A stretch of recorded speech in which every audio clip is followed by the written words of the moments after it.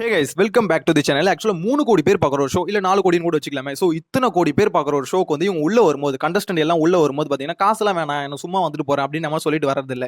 உள்ள வரும்போது பார்த்தீங்கன்னா எல்லாருமே அக்ரிமெண்ட்ல எனக்கு இவ்வளோ ஒரு நாளைக்கு இத்தனை ஆயிரம் ரூபாய் எனக்கு கொடுக்கணும் அப்படின்ற மாதிரி சைன் பண்ணி தான் உள்ள வராங்க. ஆனால் அவங்க வெளியே வந்ததுக்கப்புறம் உருட்டுறாங்களே ஒரு உருட்டு, அது என்னன்னு பார்த்தீங்கன்னா எனக்கு வந்து காசுலாம் ஒரு மேட்டரே இல்லை, இவங்க கொடுத்த அன்பே எனக்கு போதும் அப்படின்ற மாதிரி சொல்றாங்க. அவங்க என்ன காசு அவங்க வெளியே வந்திருப்பாங்க.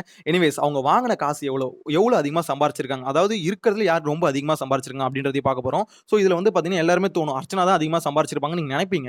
ஆனா அவங்க இல்ல, அவங்கள விட அதிகமாக சம்பாரிச்ச ஒரு ஆள் இருக்காங்க. ஸோ அது யாருன்னு பார்க்க போறோம். நம்ம சேனலை ஃபர்ஸ்ட் டைம் பார்த்தீங்கன்னா மறக்காம சப்ஸ்கிரைப் பண்ணிக்கோங்க. இதுல வந்து பார்த்தீங்கன்னா நம்ம எல்லாரோட இன்கமும் பார்க்க போறது இல்லை, இந்த ஃபினாலே ஸ்டேஜ்ல நின்னாங்கல்ல, ஸோ அவங்களோட இன்கம் மட்டும் தான் பார்க்க போறோம். அதுல வந்து பார்த்தீங்கன்னா ஃபர்ஸ்ட் வந்து மாயாவோட இன்கம் பார்த்துடலாம். மாயாவோட இன்கம் எவ்வளோன்னு பார்த்தீங்கன்னா ஒரு நாளைக்கு அவங்களுக்கு வந்து 18,000 ரூபாய் ஓகேங்களா சம்பளம். ஸோ இது வந்து பார்த்தீங்கன்னா அவங்க இருந்தது 106 நாள் இருந்திருக்காங்க. ஸோ ஓவராலாக பார்க்கும்போது 19 லட்ச ரூபாய் பார்த்தீங்கன்னா அவங்க ஓவராலாக இன்கம் வந்து அவங்களுக்கு வந்திருக்கு இந்த பிக் பாஸ் ஷோல இருந்து. ஸோ இது வந்து மாயாது. அதுக்கடுத்து மணி வந்து பார்த்தீங்கன்னா அவரோட சம்பளம் பர் டே சம்பளம் வந்து பார்த்தீங்கன்னா 15,000 ரூபாய். ஸோ அவர் ஓவராலாக இருந்தது எவ்வளோ 106 நாள் இருந்திருக்காரு. ஓவரால் இன்கம் பார்க்கும்போது 15,90,000 ரூபாய் அவரோட ஓவரால் இன்கமாக இருக்கு பிக் பாஸ்ல இருந்து அவருக்கு வந்தது.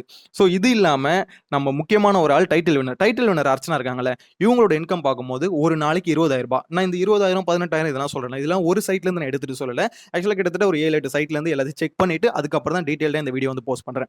ஏன் அப்படின்னா நம்ம ஒரு சைட்ல செக் பண்ணும்போது கொஞ்சம் வேரியேஷன் இருக்கும். அதனால எல்லா சைட்லயும் செக் பண்ணும்போது அதுல வந்து மினிமம் அமௌண்ட் ஒன்று வச்சிருப்பாங்க. மினிமம் 18ல இருந்து 25 அப்படின்ற மாதிரி வச்சிருப்பாங்க. ஸோ அதுல மினிமம் அமௌண்ட் வச்சு மட்டும் தான் அந்த கால்குலேஷன் இருக்கு.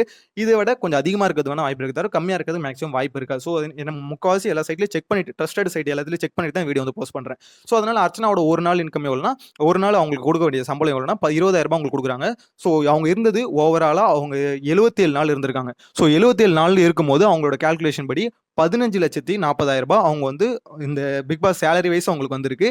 இது இல்லாம அவங்க சம்பாரிச்சது 50 லட்சம் ரூபாய் அவங்களுக்கு வந்து வின்னிங் கிராஷ் பிரைஸா கொடுத்துருக்காங்க. ஸோ இது இல்லாம 15 லட்சம் ரூபாய் அவங்களுக்கு வந்து பிளாட்டா கொடுத்துருக்காங்க, ஜி ஸ்கொயர்ல இருந்து கொடுத்துருக்காங்க. ஸோ அதோட வேல்யூ வந்து 15 லட்சம். இது இல்லாம இந்த கிராண்ட் விட்டாரா கார், இந்த கார் வந்து கிட்டத்தட்ட ஒரு 10 லட்சம்னு வச்சுக்கோங்களேன். 10 லட்சம் பேஸ் பிரைஸ் இருக்கு. அதுக்கு மேல எவ்வளவு நம்ம பேஸ் பிரைஸே வச்சுப்போமே, காரோட வேல்யூ வந்து 10 லட்சம். ஸோ ஆல்மோஸ்ட் பாத்தீங்கன்னா அவங்க 90 லட்சம் கிட்ட அவங்களுக்கு பிக் பாஸ்ல இருந்து சம்பாரிச்சிருக்காங்க. 90 லட்சம் சம்பாரிச்சிருக்காங்க. இவங்களோட அதிகமா யார்ப்பா சம்பாரிச்சிருப்பா அப்படின்னு தானே உங்களுக்கு டவுட் இருக்கு.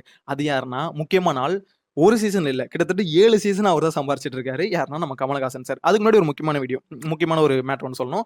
இந்த வீடியோ வந்து ஆல்ரெடி நான் போஸ்ட் பண்ணேன். கிட்டத்தட்ட ஒரு 200 பேர் கிட்ட ஆல்ரெடி பார்த்துட்டீங்க. ஸோ அந்த பார்த்தவங்களுக்கு தெரியும்.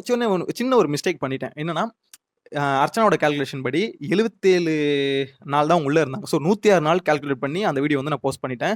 ஸோ அது நான் அந்த ஒரு சில்லி மிஸ்டேக் வந்து பண்ணதை வந்து பார்த்தீங்கன்னா சின்ன மிஸ்டேக் தான், பட் இருந்தாலும் அது கரெக்டாக பாயிண்ட் அவுட் பண்ணி கமெண்ட்ஸில் வந்து 2-3 பேர் அதை போஸ்ட் பண்ணீங்க.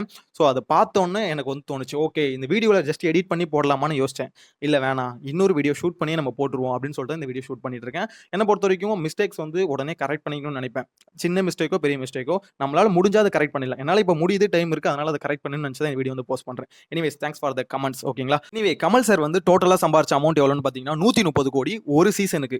ஒவ்வொரு சீசனுக்கும் வந்து இந்த அமௌண்ட் வந்து ஏர்ன் பண்ணிட்டு இருக்காரு. ஆனால் எனக்கு தெரிஞ்சு பார்த்தீங்கன்னா பிக் பாஸ் ஸ்டார்ட் ஆன சமயத்தில் ஒரு 15 கோடி அப்படின்ற மாதிரி நியூஸ் பேப்பரில் நான் பார்த்தேன். அந்த சமயத்தில் அவரோட சேலரி வந்து 15 கோடி அப்படின்ற மாதிரி இருந்தது. அது வீக்கா இல்லை ஒரு 3 மந்த்ஸ் ஷோக்கா என்னன்னு தெரியல.